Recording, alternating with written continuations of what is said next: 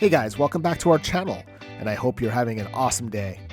Today we're featuring a fast-moving electric vertical takeoff and landing company that will probably be on the IPO SPAC radar within the next year. They're going to bring low-cost regional commuting in an environment that is much more convenient than an airport and less crowded than commuter trains. We're talking flying cars. The company is Lilium Aviation, and they are bringing us into the Jetsons era sooner than you can think. The best part, you don't need a pilot's license. So stick around to learn more about this high flyer. Welcome back, everyone. If you enjoy our content and find it helpful, well, then make sure to like the video down below, subscribe to our channel, and turn on the bell notification so you can be notified every time we post a new video.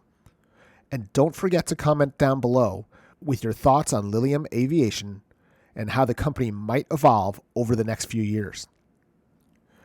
For those of you that are new here, my name is Mark, and I am an exponential transformative technology enthusiast. Along with my co-host Kevin, we explore the technology and business revolutions that are happening all around us and look for opportunities to invest in them. So, who is Lilium Aviation? Lilium is a Munich-based company that is making the Jetsons real. Lilium Aviation was founded in 2015 by 5 University of Munich engineering graduates. The company's first manufacturing facility opened in 2019, and they got $375 million in funding. So Lilium planes look a little different than what you're used to from EHang and Joby. Their eVtol is a miniature plane that seats 4 passengers and acts as sort of an air passenger to help people avoid interstate highways. So they have 4 passengers in the plane, but it seats 5. There is a pilot in the plane, and there most likely will be for the first couple of years that the company's in operation.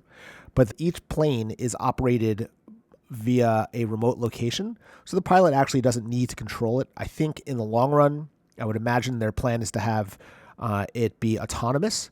But with most regulations these days, especially with the FAA and local governments, that really is not realistic at first.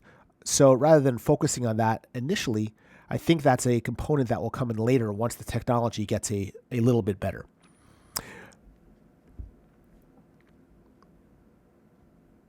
So each Lilium aircraft can go 300 meters. For example, if it takes about 1.5 hours to go from Orlando to Tampa by car, a Lilium flying taxi can do the same trip in 30 minutes. And this would use the same amount of electricity as a typical electric vehicle on the ground. So it's very cost efficient. Now, right now, Lilium's biggest project to date is in Orlando. They actually secured a big project for a Vertiport, and this is at a place called Lake Nona, right outside of Orlando. It'll become a mini airport, and it is a project that is just $25 million, which is pretty inexpensive to build. They're developing this in partnership with the Tavistock Development Company and the Orlando City government. They're targeting 2025 to launch, so it will be a couple of years away. But in reality, for development, for another 4 years, that really is a short time frame. The city has granted Lilium an $800,000 tax break over the next 9 years. And the building project will also hire hundreds of people in the city of Orlando. One of the positives of Lilium's planes, aside from the taking up little area, since they don't need a runway, they just take off straight up in the air, is that you can't hear them from the ground, especially the way that the plane operates. Rather than having rotor blades like some of the other flying taxi companies, this one uses thrust from jets. So that is a component that is very helpful in enabling them to have agreements with different cities and towns. Now, Lilium, in addition to Orlando, also has an agreement in Germany to develop a Vertiport, and also with the company that they're working on to build the infrastructure in Orlando, they have an agreement to build up to 10 additional Vertiports throughout the United States. The Lilium plane is a fixed-wing aircraft that's powered by 36 electric engines which point down for takeoff and tilt to the rear for horizontal flight.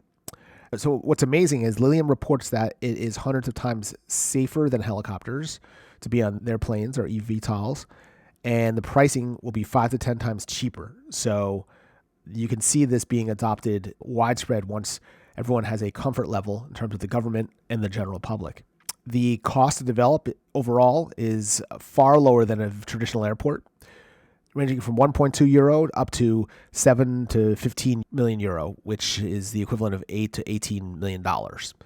And this is usually developed as a rooftop hub. So we'll have this on top of buildings, whether it is the Vertiport itself, or maybe down the line on top of apartment buildings and office complexes. Now, the company is pretty stable in terms of its funding for the next few years.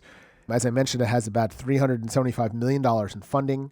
Some of the major companies that have backed it are Tencent, which is always a good source for additional cash infusions down the line, and Bally Gifford. Based on the slew of SPACs that have gone public this year, I imagine that this is what they're looking to do within the next year as well, especially with some of their competition taking that route. So expect to look for that over the next few months to see how they develop.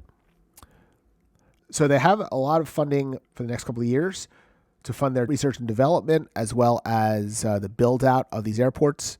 And on the other end, by having partners with cities to help fund this as a partnership, they're gaining tax breaks, and they'll have a cash flow for many years to come in the form of leasing these locations. So Lilium, while it's not public, and we don't have a lot of details on the expenses that they have internally, we do know that there is a lot of upside.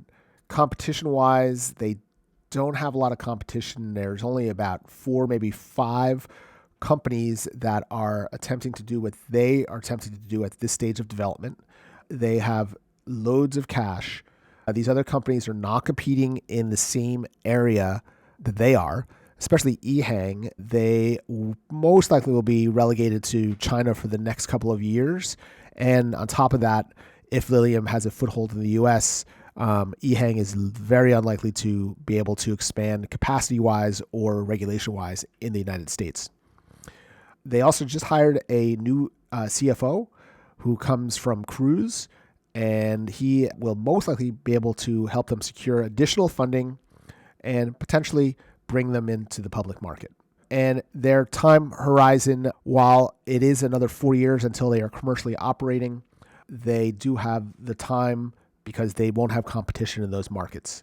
EHang plans to be commercially viable by 2021, but they will not be in the same market.